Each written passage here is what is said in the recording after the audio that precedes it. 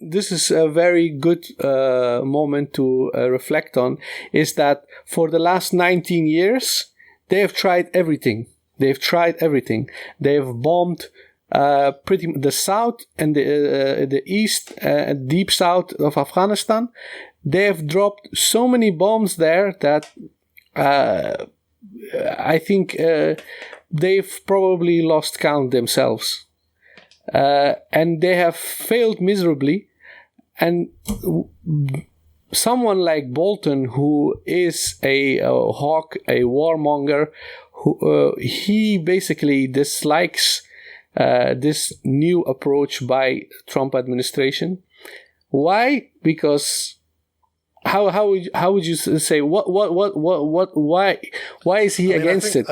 I think it's summed up by his quote about war by radical Islamic terrorists was waged before 9/11 or be waged after, and this is a reality. So in Bolton's mind, okay, these are all radical Islamic terrorists who hate us for our freedom.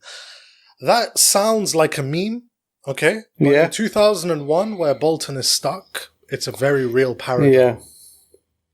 So, would you say that this book basically tries to convince people that a peaceful solution for conflicts such as the one in Afghanistan is being actively discouraged, or I mean, the saying is that a broken clock is correct twice a day. Now, Bolton does make a couple of, valid points. He says that why would the Taliban negotiate when Trump has already made it so clear that he wants to withdraw?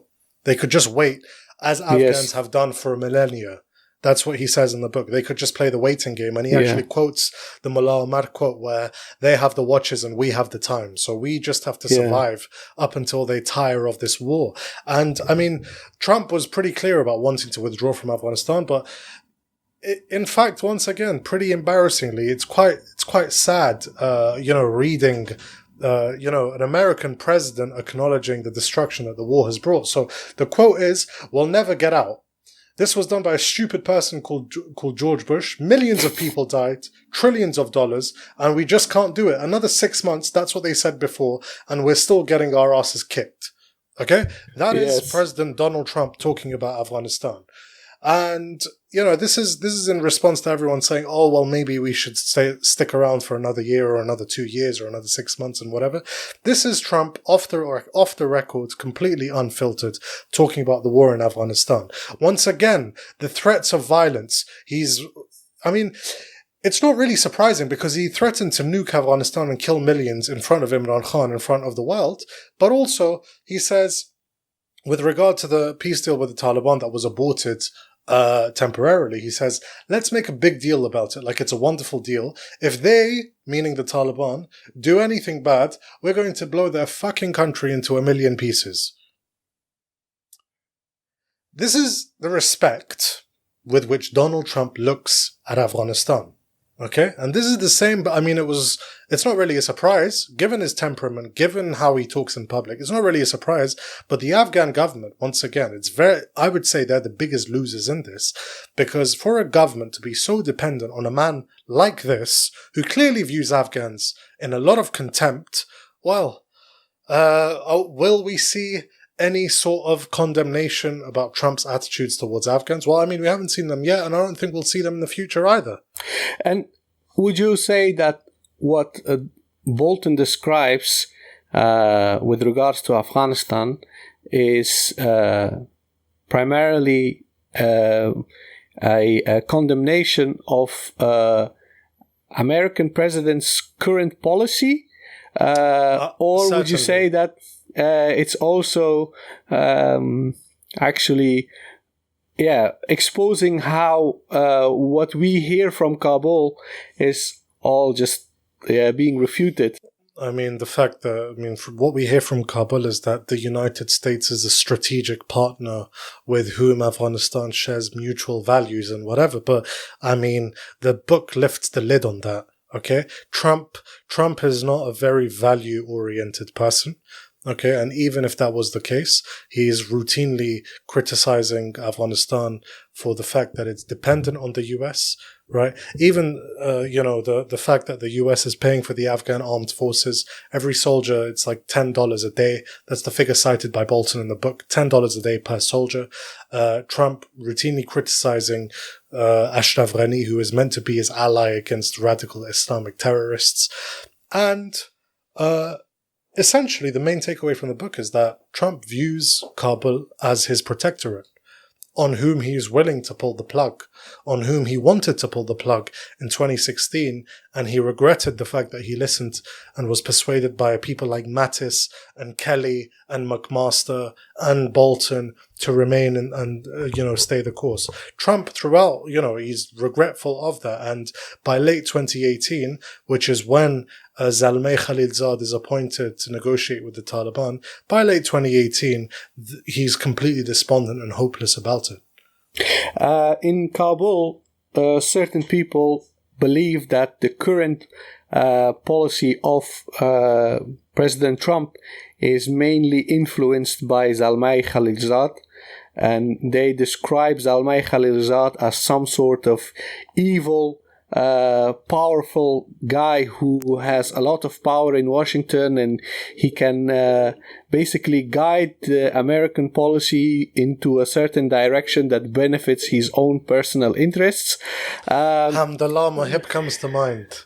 Yeah, but if they obviously this is how people in Kabul, inside the Kabul bubble, this is the kind of picture they're trying to paint of what's happening. But what does Bolton mention in his book about Khalilzad? With regard to Khalilzad, Bolton says that he's known him for 30 years, but that Trump didn't know anything about him. Trump, the quote was that, I know he's a con man, but a con man is what you need for this kind of job. So he characterized Khalilzad as a con man. Yeah. He didn't know of him prior to that, because in Washington, Khalilzad is referred quite affectionately as Zal. Yeah. Okay? I don't know him. He seems like a con man, but a con man is what you need. And there's also Bolton. Speaking of con man, maybe an inside joke for people from Afghanistan. Isn't Zalmay Khalilzad originally from Laghman? I'm not actually sure where he's from, but I think he was born and brought up in Mazar-e-Sharif, but his parents immigrated from another part of Afghanistan. Yeah. If that part of Afghanistan is indeed Laghman, the saying is Laghmaniyan shaitan ut shaitan tain bazi war kare, which is the people from Laghman are so cunning and sly that they fooled even the devil. They fooled Satan. So I don't actually know that, So Bolton mentions that Donald Trump considers Khalilzad a con man, but how does Bolton see Khalilzad? Bolton says that he's known Khalilzad for 30 years or so, but that Khalilzad was really operating under sort of strict instructions to not divulge the details of the negotiations and whatever. And that was due to Pompeo being very controlling of the entire process. So, I mean, I think, I can't remember off the top of my head, but that was the general gist of it, that Pompeo wanted to get the credit for the deal, but he also, when Trump started to suggest a Camp David, so bear this in mind, Trump wanted to host the Taliban at Camp David on the 8th of September, 3 days before the 9/11 anniversary. Now you can imagine what that is going to look like in America, where you have...